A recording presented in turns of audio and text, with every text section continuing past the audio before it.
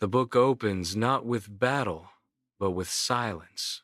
A portrait of Constantinople in its twilight years. Runciman lingers on the city's haunting beauty. Marble streets now cracked and empty. Churches whose golden mosaics still glow in candlelight. And gardens, overgrown, beside ruined palaces. Once, this was the beating heart of the Roman world, the queen of cities. Its walls repelling Persians, Arabs, Bulgars, Crusaders, and every would-be conqueror for 1,000 years. But by 1453, its glory has dimmed. The Byzantine Empire, reduced to a sliver of land, lives under the shadow of the rising Ottoman power. The city's people are proud, yet weary. Inside the Hagia Sophia, priests chant in Greek voices echoing beneath the vast dome built by Emperor Justinian 9 centuries earlier. Outside, beggars and merchants wander streets that were once filled with senators and scholars. Runciman's tone is elegiac, the sense that a civilization stands at the edge of extinction, still carrying itself with dignity even as doom approaches. In stark contrast, Runciman turns east to Edirne, Adrianople, where a young ruler dreams of empire. Sultan Mehmed II, barely 21, sits in his palace surrounded by maps, blueprints, and scholars. He studies ancient texts, including accounts of Alexander and Caesar, and asks his tutors about the old city of Constantinople. He speaks Latin, Greek, Arabic, Persian, and Turkish. He loves philosophy and poetry, yet there is a fire in him that no learning can tame. From childhood, Mehmed was told that the Prophet Muhammad himself prophesied, "You shall conquer Constantinople. Blessed is the commander who conquers it." Now, he intends to fulfill that destiny. In 1452, he begins building Rumeli Hisara, a massive fortress on the European side of the Bosporus, directly across from an older Ottoman tower in Asia. The two fortresses act like hands around the city's throat. Any ship trying to reach Constantinople can now be destroyed. European ambassadors watch in horror, but the emperor can do nothing. The city's isolation is complete. Runciman portrays Mehmed not as a barbarian, but as a genius of organization and vision, a conqueror shaped by intellect as much as ambition. His energy, curiosity, and cruelty make him both fascinating and frightening. Inside the city, Emperor Constantine XI, Palaiologos, faces an impossible situation.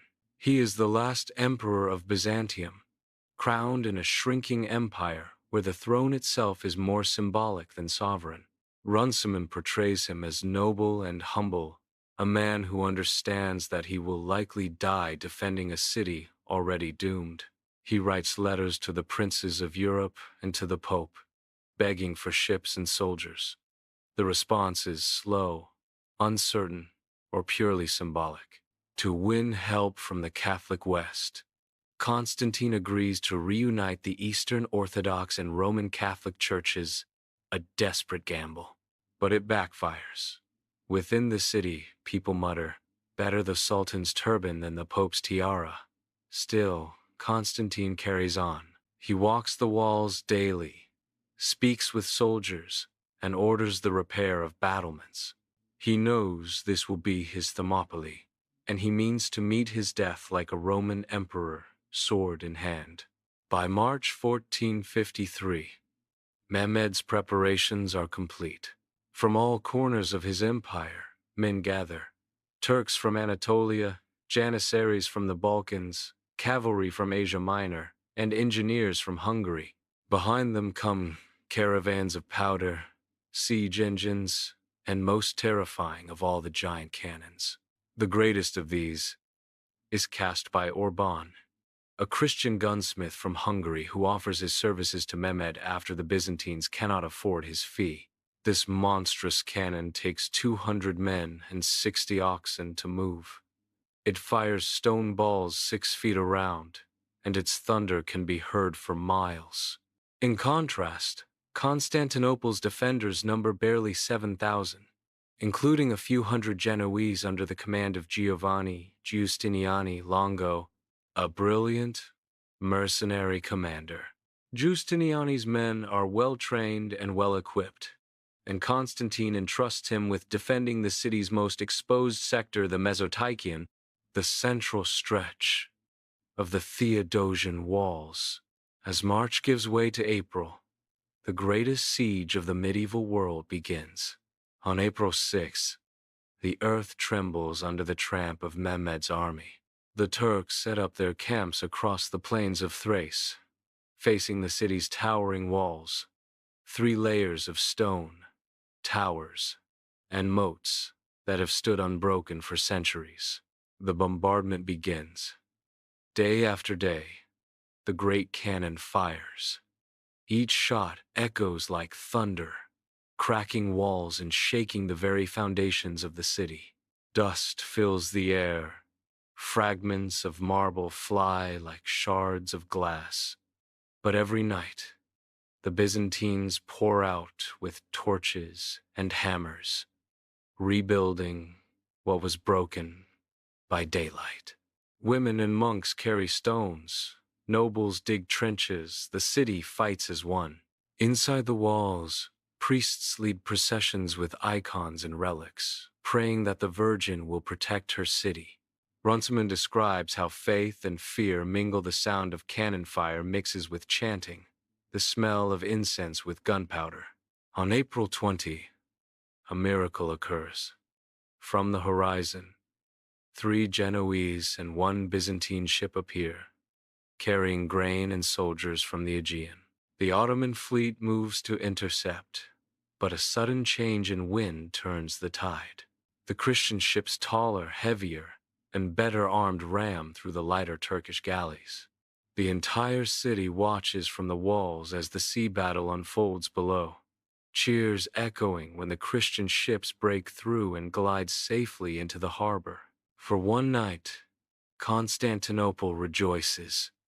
Bells ring, hymns rise, and people cry that God has not abandoned them. But Mehmed's fury is terrible. He executes his admiral and swears vengeance. Determined to trap the defenders completely, Mehmed devises one of the most astonishing feats in medieval warfare.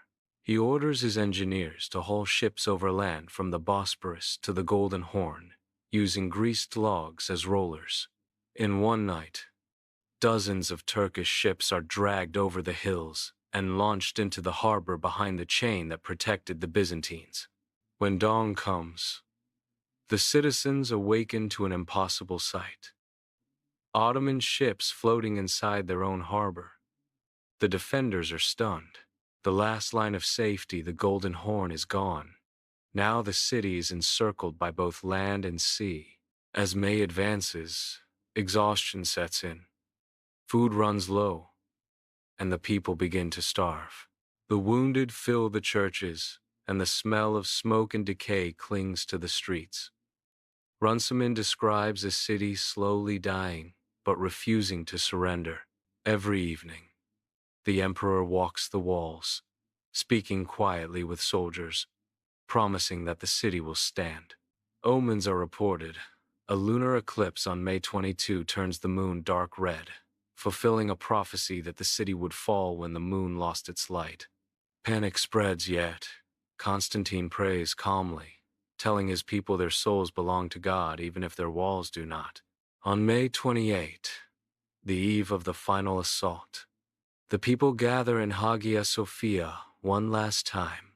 Greeks, Venetians, Genoese, monks, soldiers, all divisions forgotten. They take communion together, tears on their faces, as the great dome glows with candlelight. Runciman's description here is breathtaking.